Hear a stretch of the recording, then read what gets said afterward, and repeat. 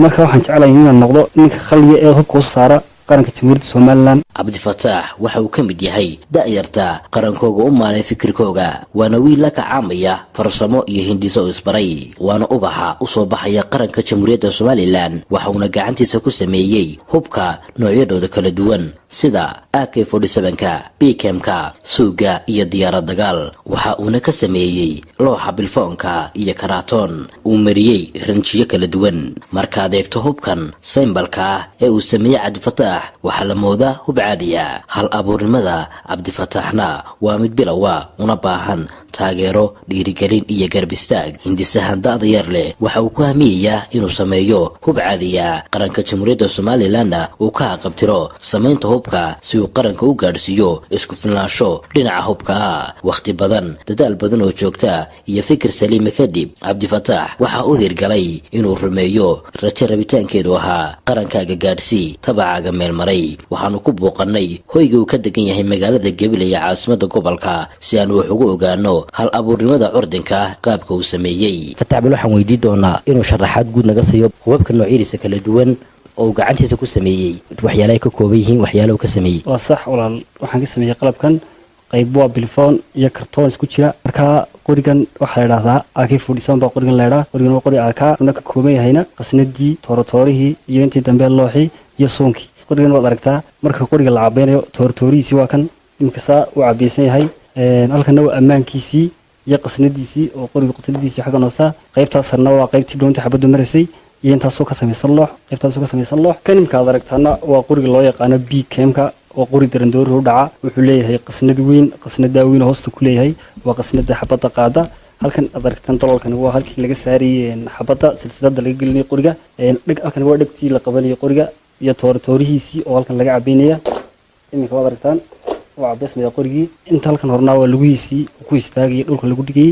waa qori caadi, dadku waxay u qaadanayaan qori caadi yahay. kan waxa la suug baa la suug ama 7 baa la waxa degta laga ridaa. waxaan loogu talagalay tiknikada loo adeegsadaa oo waa qoriyaha tiknikada lagu baabiyo. wana hub si fudud wax u baabiya. hubkani wuxuu ka samaysan yahay kan wuxuu ka samaysan yahay kartoon ka samaysan yahay.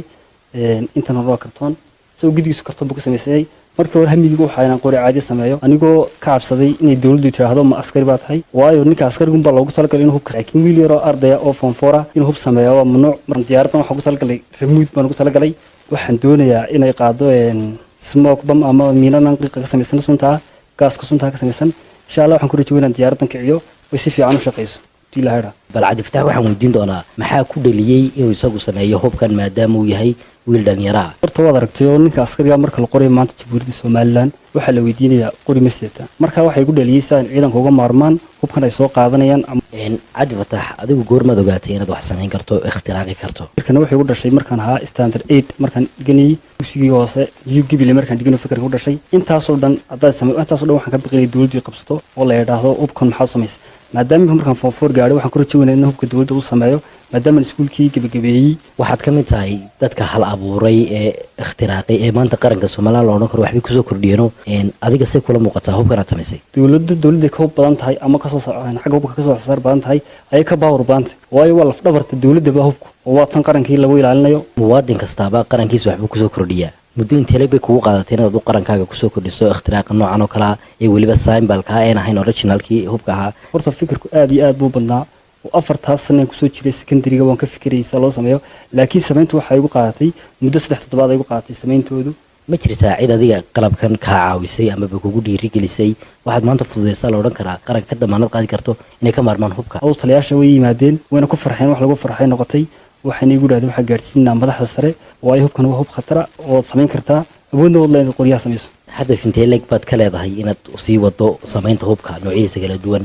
marka waxaan jeclahay inaan noqdo ninka khaliya ee hubka u saara qaranka Jamhuuriyadda Soomaaliland insha Allah duulaha. oo hubku intaan aan sameyn karaa intan maaha. bombadii smoke bomb ka leeyahay bombada qiiqa ka samaysan taasoo ka sameyn karo sun baan ka sameynaya.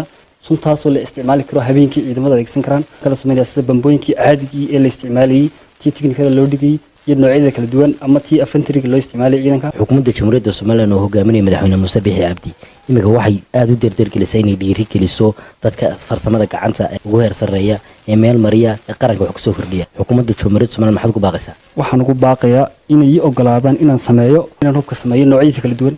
intan ma aha tiro ka badan waayo waxa jira wax khatar imika gaaska kale waa khatar oo waxay doonaysaa meel lagu tijaabiyo u baahan yahay meel bannaan. waa Yalna Xaaji, telefishinka qaranka Somaliland, Gabiley.